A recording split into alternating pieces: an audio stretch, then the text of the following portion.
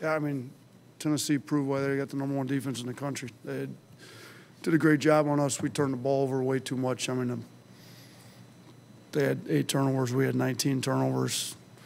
They scored 2, or we scored 2 points off their 8 turnovers. They scored 26 points off our 19 turnovers. To me, that's the biggest area of the game. And,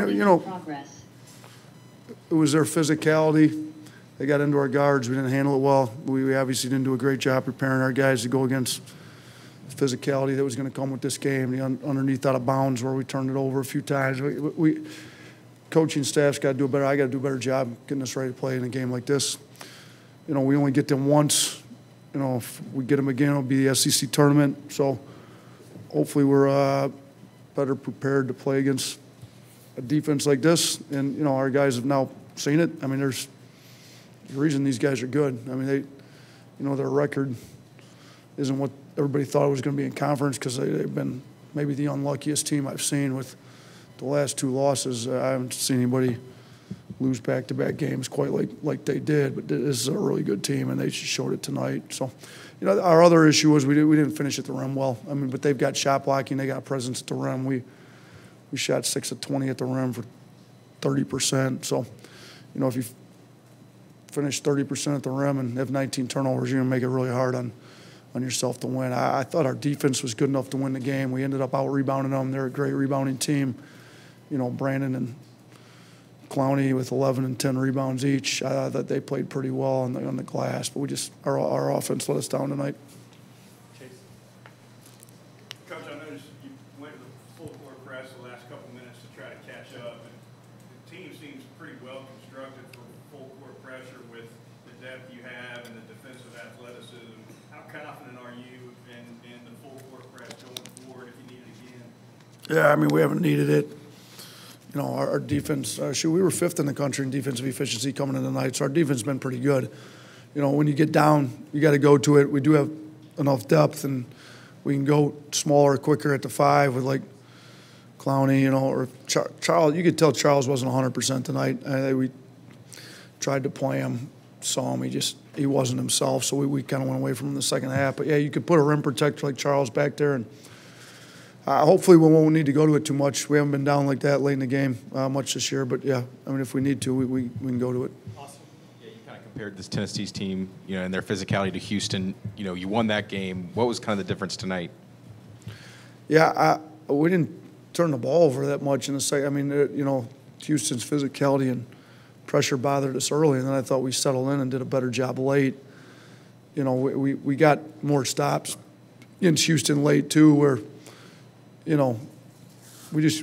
our defense was not the issue tonight overall, but we couldn't get stops late in the game when we needed to, and we did against Houston. So, we found a way to get some stops and score some buckets, kind of open that thing up against Houston. We couldn't do that against them tonight.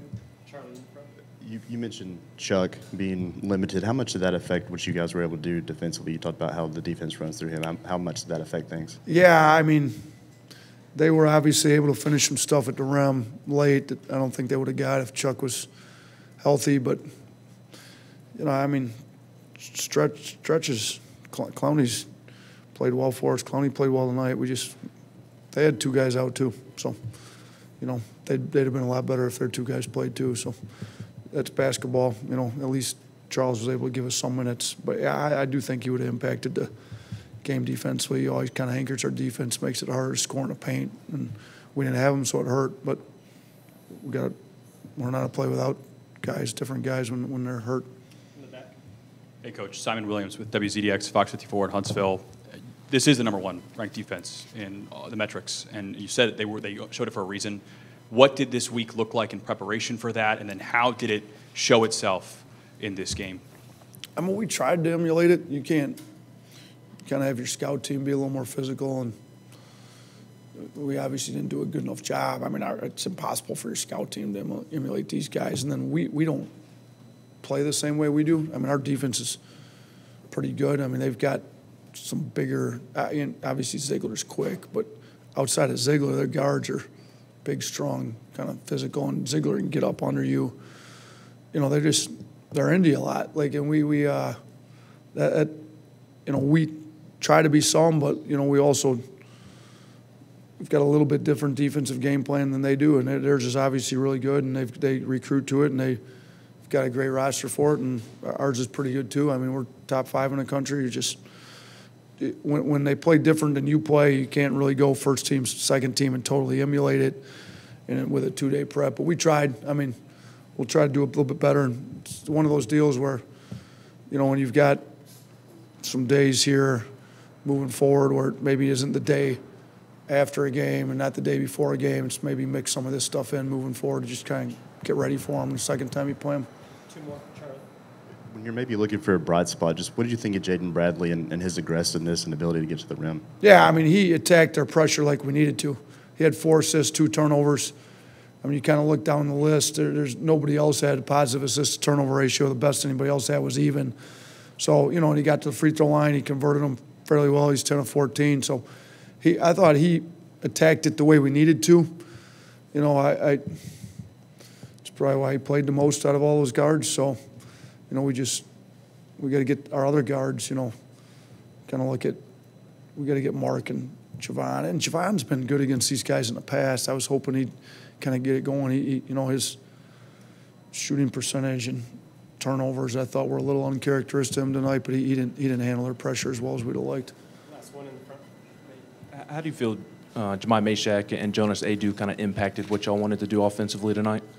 I mean, what did Adu had 3 blocks? Yeah, I mean, I remember a couple layups that I thought you would have had, and he protects the rim and, you know, does a great job for him. And Mashak's definitely in there for his defense. That's why they're playing him. He does a good job. I mean, he was physical with Brandon. He made Brandon's night a lot harder, you know, than it would have been. I mean, you know, they've got defensive players on that team. I mean, you kind of go down the line. I mean, even Julian Phillips is a great defender. Didn't play tonight, but you look at the guys that they're playing. I mean, they kind of tighten their rotation up to 8 guys. All 8 of those guys really guard on the defensive end. And Mashak, I mean, they talk about Mashak being a stopper. I mean, he played over 27 minutes and didn't score a point. So he's obviously in there for his impact on the defensive end. He did a great job tonight.